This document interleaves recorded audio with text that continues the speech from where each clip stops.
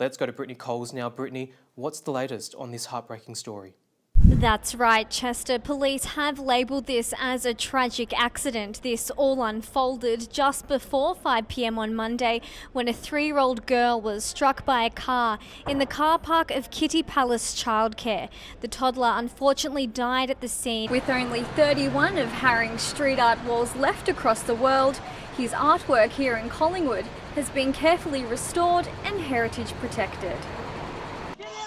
The exhibition of over 300 artworks will open in December. Brittany Coles, 7 News.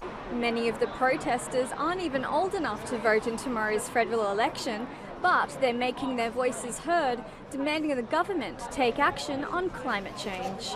Oh, don't dig it. Leave it in the ground, come on, get it. And some adamant the contentious seat will remain blue for another term. They're hoping their strike will switch voters to think green, but all will be revealed tomorrow when we find out the results from the election. Brunswick police are investigating CCTV footage and door-knocking surrounding neighbours. It's believed that the beloved mythical creature could have been taken by someone who knew it was here, or possibly an Uber Eats delivery man. Protesters are demanding the Victorian government reverse its decision to allow tech giant Apple to build a flagship store at Federation Square. What was meant to be remembered as a special night for school leavers and their families of Footscray City College is now being remembered as a night of misery and pain. Cody Herman has been sentenced to 36 years behind bars for the rape and murder of 21-year-old international student Aya Mazawi. The 21-year-old appeared in the Victorian Supreme Court.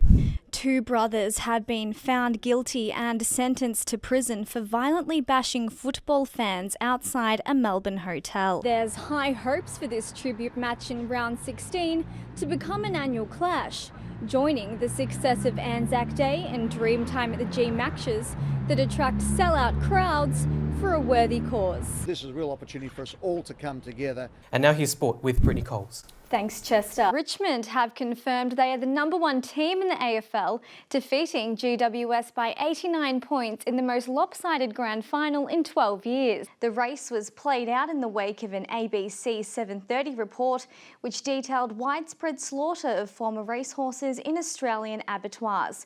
However, all eyes will now be on Flemington this coming weekend as the Melbourne Cup Carnival. Ash Barty has her sights set on reclaiming her world #1 title. Australia has retained the Ashes after winning the 4th test by 185 runs. Aussie batsman Steve Smith was player of the match. Bryce Cotton swooped in during the final seconds of the game to seal the winning shot and 95-93 score. Attending a live sporting match is sadly just a dream for women in Iran. FIFA has called on the Iranian government. The Hockeyroos are now a step closer to the Tokyo 2020 Olympics. Scott McLaughlin has controversially won the Bathurst 1000, sending his Ford Mustang over the line in a controversial victory. The win saw jockey Damien Lane add the Cox Plate to his victories, along with the Caulfield Cup and Golden Slipper this year.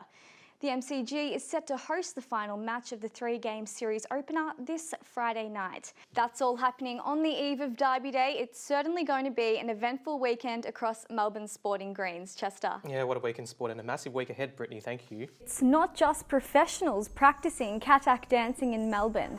Beginners as young as 5 have been hanging up their tap and ballet shoes to try their bare feet at this classical dance instead.